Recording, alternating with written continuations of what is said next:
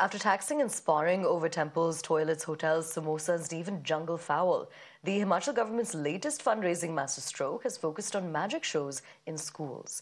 A bizarre order from Hamirpur's Deputy Director of Primary Education asked magicians to cough up 30% of their earnings from school performances for the Chief Minister's Relief Fund, all in the name of awareness against superstition.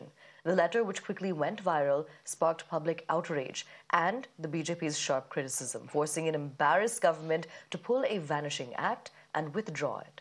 The BJP MLA Randhir Sharma has mocked the move, saying if the state is so broke, they might as well put a donation box outside of the secretariat. With employees unpaid and the state scrounging for money, the governance in Himachal seems to have now come down to squeezing magicians. ये चिट्ठी deputy director elementary education Hamirpur के द्वारा जारी हुई थी।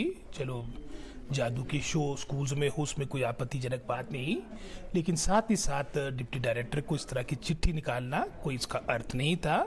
तो इसके बारे में हमने सुबह ही प्रातःकाल जैसे सोशल मीडिया के माध्यम से बात पता लगी, हमने कहा डिपार्टमेंट के माध्यम से, डायरेक्टर एलिमेंट्री एजुकेशन के माध्यम से कि इमीडिएटली इस लेटर को विड्रॉ किया जाए और साथ ही साथ जो एक इरिस्पॉन्सिबल बिहेवियर रहा है डिप्टी डायरेक्टर एलिमेंट्री एजुकेशन का इस तरह की चिट्ठी जारी करने का, उसकी भी हमने एक्सप्लेनेशन कॉल की है।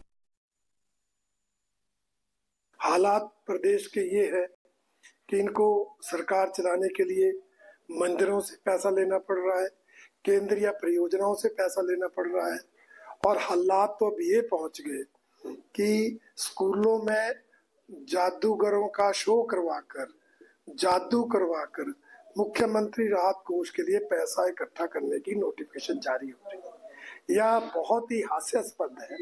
इसलिए मैंने कहा कि आपकी हालात अगर इतनी दयनीय है तो फिर सचिवालय के बाहर दान पात्र रख लो ताकि आते जाते लोग उसमें दान डालते रहे। इसलिए भारतीय जनता पार्टी वर्तमान कांग्रेस सरकार को इस प्रदेश की आर्थिक दृष्टि से कंगाल करने के लिए दोषी मानती है।